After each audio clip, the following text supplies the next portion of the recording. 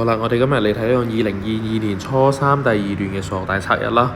咁首先我哋嘅填空啦，填空呢，我哋讀題呢又見到，輿圖1喎，佢依家又俾出直徑係嘛？我哋話見到直徑一定要留意敏感。CD 直徑 CD 佢所對嘅圓周角其實就係我哋嘅角 CD 係嘛？咁依家俾出咗角 B 係60度，要求翻角 DCE 呢隻角嘅度數。咁一般嚟講我哋求度數嘅題目都係先睇弧噶啦。咁比如話角 B 所對嘅弧係弧 CE， 咁弧 CE 同樣佢有對住一個圓周角係角 D， 所以呢邊都係一個60度嘅角。咁又由於我哋直徑啦，直徑我哋話角 CD 就係90度，咁呢邊90，呢邊60，剩低呢個角就係30度，所以就可以得出答案角 DC 30度。好，第二題呢，佢話輿圖2啦，有呢個3名內接於圓 O， 並且俾出角 C 50度，問角 ABD。咁既然要求角 ABD， 我哋睇下題目呢有講到 C 佢嘅度數係50度係嘛？咁求得度數都係要睇弧噶啦。求角 ABD 即係求呢隻角啦。咁我哋先睇題目條件有角 C 50度，咁角 C 佢所對嘅弧係弧 BD 啊嘛。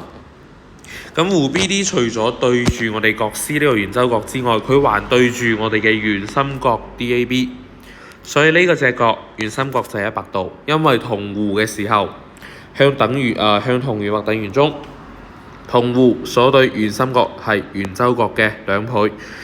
咁由於我哋連接咗 AD 我哋話半徑相等係嘛 ？AD 等於 AB， 同時等邊對等角，我哋可以得到呢兩隻角係一樣嘅。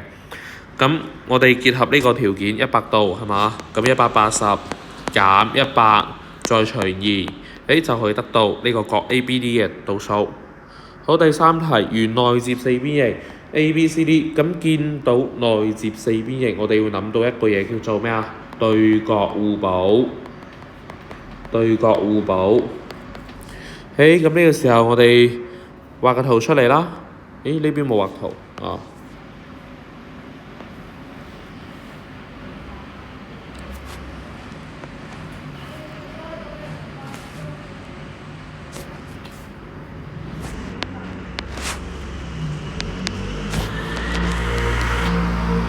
好嚟，我哋畫出圖呢，我哋可以假設啦，角 A 佢呢個角度就係 4x， 好，角 C 呢個角就係 2x， 角 D 呢係 5x。好，咁我哋將呢個圖畫出嚟之後，我哋可以見到對角互補嘅話，由於 A 同埋 C 我哋都係已知嘅，係 4x 同埋 2x 啦，所以呢個時候我哋將佢相加 4x 加 2x 就等於180，咁解出嚟我哋嘅 x 就係30度嘅。咁由於我哋要求咩啊？求角 B 嘅度數，咁 B 嘅對角就係角 D， 咁角 D 佢係 5x 相當於係150度。咁通過我哋嘅對角互補，我哋係可以知道角 B 就係30度。好，然之後繼續我哋嘅第4題，點 P43 關於同埋點 Q 呢係關於 Y 軸對稱嘅，咁問翻 Q 嘅坐標，咁我哋話 Y 軸對稱，我哋就令縱坐標 Y 坐標唔變，然之後橫坐標取相反數，所以就係-43。好，第5題，令函數 Y 等於 x 平加 2x 減8的值為0。好，我哋先睇前面呢句話，函數的值為0，其實就係要我哋嘅 Y 等於0。咁我哋令 y 等於0代入去呢，就係呢個樣嘅 x 平加 2x 減8等於0。咁我哋做一個十字相乘呢，就可以得到 x 加4乘 x 減2等於0。咁解出嚟一個 x 就係-4啦，另外一個 x 就係2。咁所以呢題答案就係2同埋-4。好，第6題，如果直線嘅圖像要經過呢個圓點，咁經過圓點其實就係會過00呢個點啊嘛，所以呢個時候我哋會將00點代翻入去。咁呢個時候代入去 x 等於0同埋 y 等於0，就可以得到成條式呢就係0等於 k 加2乘0再加 2k 減3。咁化簡之後其實就係2k減3等於0啊嘛，k 就會等於3/2。好，繼續到我哋嘅選擇題啦。咁選擇一，弦 AB 咧會將弦分為倒數比為1:5嘅兩條弧。好，咁我哋話成個弦佢嘅圓心角係360度，係嘛？咁一分為1:5，咁總分數就係6，因為呢邊1份，呢邊5份，加埋就係6份啊嘛。咁劣弧所對嘅肯定就係1份呢個位置啦，係咪？咁依家佢就係佔1/6。咁我哋話成個圓係360，咁佢劣弧佔1/6，就係360乘翻1/6。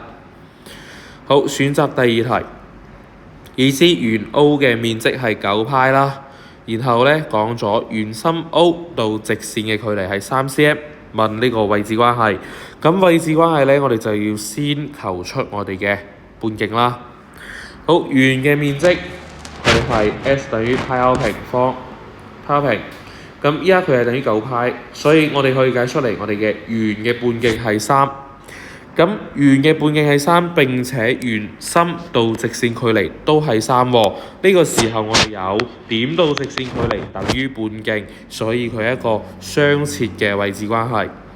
好，第三題問呢個點 A 嘅坐標位於第幾象限係嘛？咁負嘅話其實就係響我哋嘅第三象限1、2、3、4。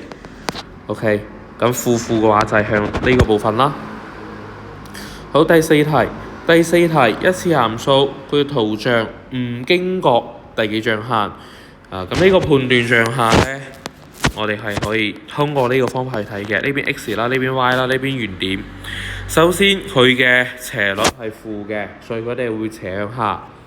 並且咧，我哋向 y 軸上面嘅截距係正數，所以佢一定係一個咁樣嘅一條直線。咁所以佢一定會經過第一象限、第二象限同埋第四象限，唯獨第三象限咧，佢係唔經過嘅。好，第五題，函數 y 等於呢個嘢嘅自變量 x 嘅取值範圍。咁對於我哋呢個範圍嚟講，我哋係需要有，首先就係根號下啦，根號下我哋嘅 x 減3一定會大於等於0。同時由於佢係作為分母啦，咁對於分母嚟講，我哋係有 x 減3不等於0嘅，係咪？咁既然我哋要大於等於0，又要不等於0，咁實際上就係只需要大過0啊嘛，所以解出嚟 x 就係大於3嘅。好，繼續到我哋嘅解答題啦。咁解答題嘅話，佢話按下列要求去畫出佢圖像係嘛？咁對於呢種題嚟講，我哋話唔需要去太過糾結啊。我哋先睇 x 等於負2嘅時候，我哋代入去求出 y 等於負4。x 等於負1嘅時候，代入去求出 y 等於負3，係嘛？咁0、1、2全部代翻入去，求出我哋嘅 y 分別係負2、負1、0就完啦。好，第二題咧就更加簡單啦。我哋根據上邊嘅條件，譬如話 x 等於負2嘅時候 y 等於負4，響呢上邊點下嚟負2嘅時候 x 等於負2嘅時候，對應嘅 y 要等於負4，所以佢就係向呢個點。同樣 x 等於負1 y 等於負3。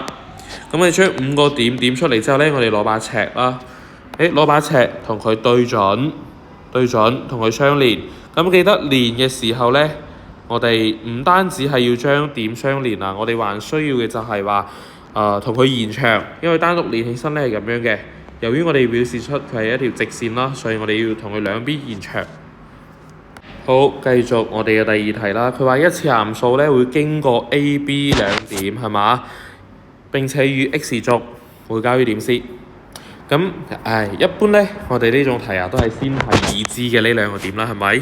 一次函數解釋式，我哋會令佢為 y 等於 kx 加 b。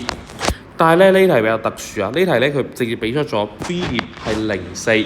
咁0,4係咩意思啊？0,4咧，我哋見到0,4呢個點，佢咧其實就係向 y 軸上邊嘅。咁 y 軸上邊嘅截距，我哋話佢就係 b 啊嘛，所以咧呢個時候我哋直接可以設得出函數解釋式係 y 等於 kx 再加4。好，咁呢個時候我哋只需要代入一個點，就係代入200。咁代入去咧就可以求出 k 係等於2噶啦，所以再將 k 等於2代翻入嚟，就可以得到 y 等於 2x 加4。好，第二題求點 C 嘅坐標。咁對於點 C 嘅坐標嚟講，點 C 咧係與 x 軸相交嘅，與 x 軸相交，我哋就令 y 等於0。反過嚟講，如果與 y 軸相交，就令 x 等於0。所以我哋令 y 等於0代入我哋嘅解釋式入邊，0等於 2x 加4，解出 x 等於-2，所以 C 點坐標就係-20。好，第三題求 AOC 嘅面積。咁對於 AOC 嘅面積嚟講，我哋係以 OC 為底嘅。咁 OC 為底嘅話，咁我哋嘅底嘅長度其實就係我哋 C 點嘅橫坐標嘅絕對值。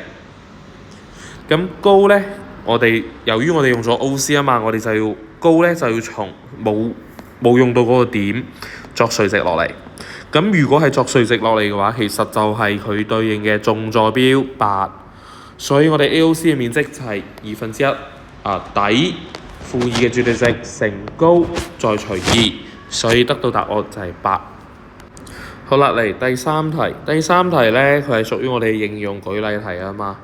咁佢話響建築物 AB 嘅 B 處咧，我哋測到 CD 嘅高，呢個時候嘅仰角係45度，其實就係話呢隻角係45啦。而塔底 C 嘅仰角係30度，亦都即係話角 CBE 就係30度。咁如果我哋連呢個仰角、俯角都唔知點樣揾嘅話，咁請你盡快聯繫我啦。好嚟，繼續 AC 等於40米，求塔高 CD。咁其實咧，佢呢邊係隱含咗條件嘅，係嘛？隱含咗咩條件啊？其實係 BE 會垂直於 CD。BD 垂直於 CD， 因為呢個係我哋仰角嘅一個定義。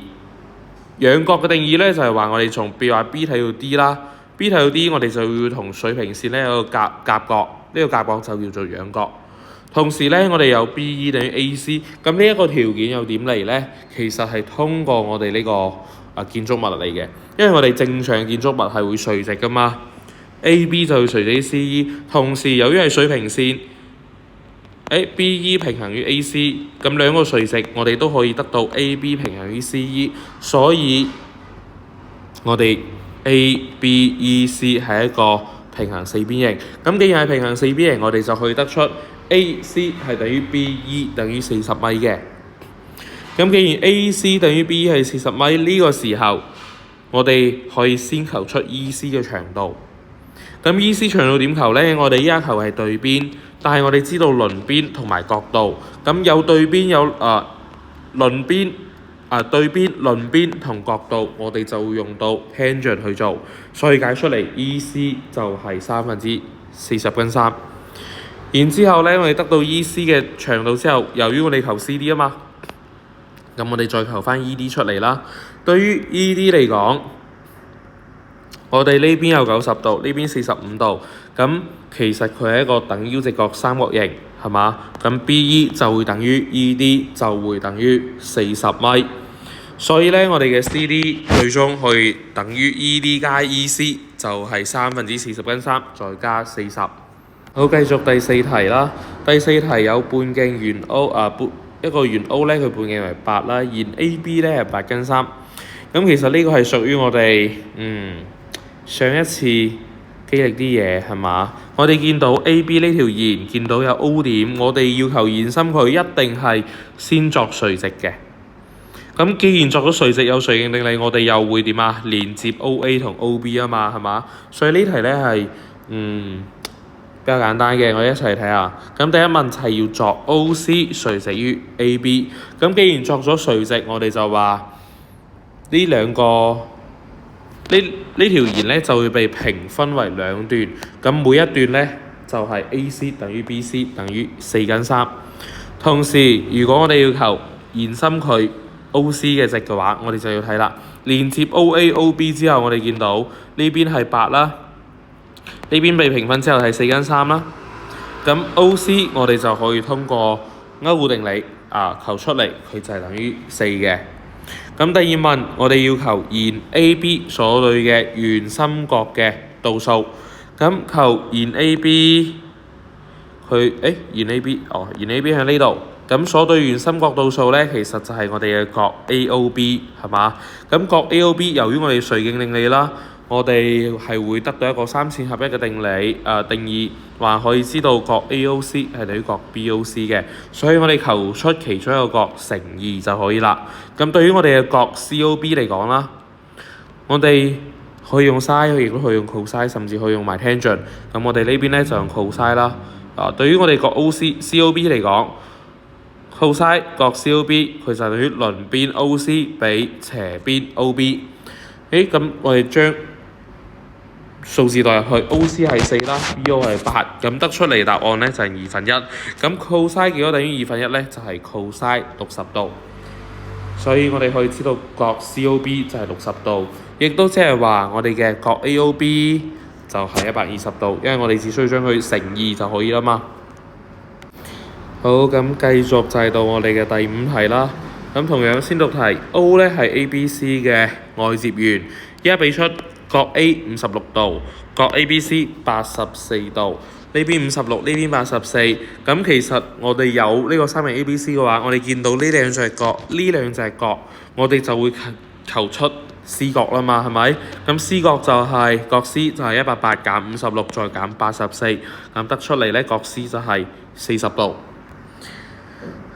OK， 咁繼續睇條件嘅話 ，D 響弧 BC 長 AB 弧等於 AE 弧。咁目前 AB 弧同 AE 弧咧未有乜嘢特別嘅可以得到咩特別嘅條件啊？我哋繼續求 BD 嘅度數。咁求 BD 嘅度數，一般嚟講，求 BD 度數，求圓周角嘅度數，我哋就會揾弧。咁角 BDE 佢所對嘅弧就係弧 BAE。咁其實我哋係可以用翻我哋嘅弧 AB 等於弧 AE 嘅，因為呢兩條弧平相等，所以我哋求出一條弧就可以得到成條弧嘅度數。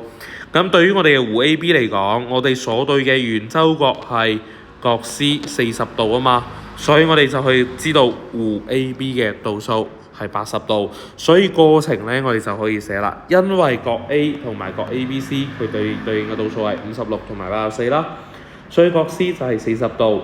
並且咧弧 AB， 由於弧 AB 佢所對係圓心角嘅度數，圓心角度數就會等於2倍嘅圓周角度數。響同弧嘅條件之下咁弧 AB 就等於80度。咁因為弧 AB 等於弧 AE 呢個係題目俾出嚟嘅條件，所以我哋成段弧 BAE 就等於 AB 弧加 AE 弧就係160。咁得到弧 BAE 係160度之後，咁我哋嘅角 D 既然係屬於圓周角係嘛，咁圓周角就等於呢條弧嘅一半，所以角 BD 就等於80度。好，第二題求角 CBE 嘅度數。咁求角 CBE 嘅度數嚟 ，CBE 咧係84度當中嘅一個細角。咁如果我哋求出另外一個細角，再用84度一減，就可以得到題目要求嘅呢個角 CBE 啊嘛。而對於我哋另外一個細角嚟講，角 ABE， 我哋要求呢個角其實就係要求翻佢所對嘅弧嘅度數，弧 AE。但係弧 AE 咧，我哋已經響第一問求咗出嚟，佢係80度啦，所以我哋就可以話，呢邊有錯哦。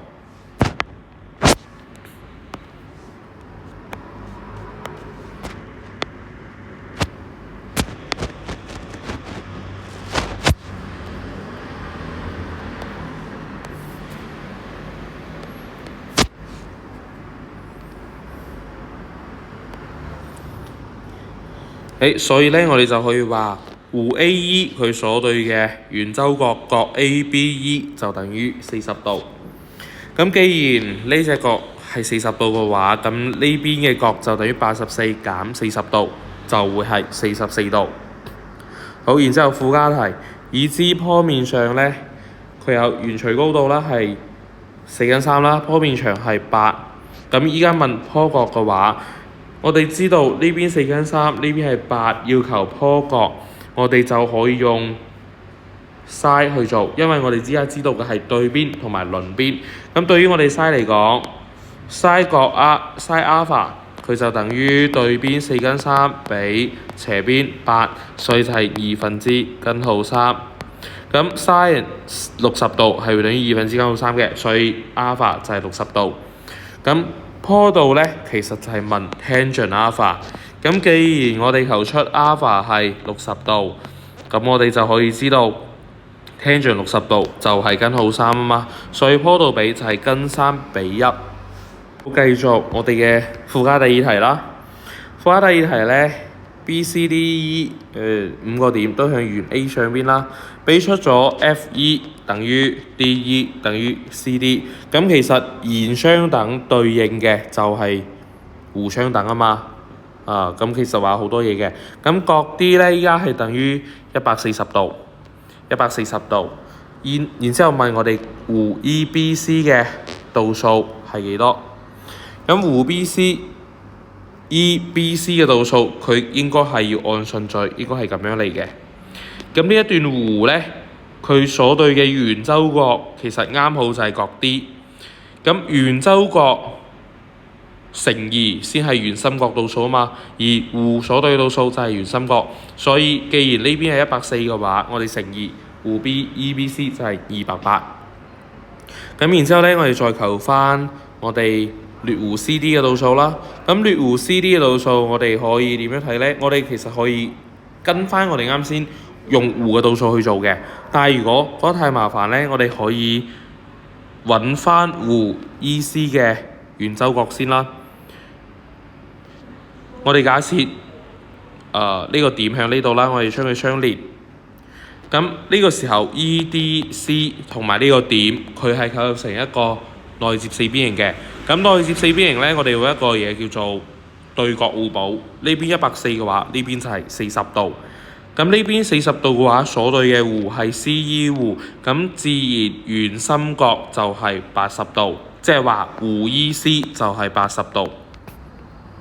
咁弧 EC 係80度，我哋啱先有弦相等，咁所對嘅弧都會相等。呢兩段弧相等，並且兩段弧加埋係80度，咁每一段弧就係40度。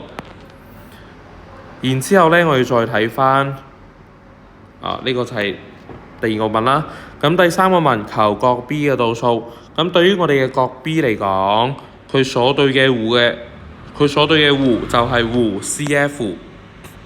咁弧 CF 咧，我哋啱先有弦相等係嘛？咁其實呢三段弧都相等，而且每一段弧咧係40度、40度、40度。咁三段弧加埋就係120度。所以我哋嘅圓周角就係弧嘅度數再減半，亦都即係60度。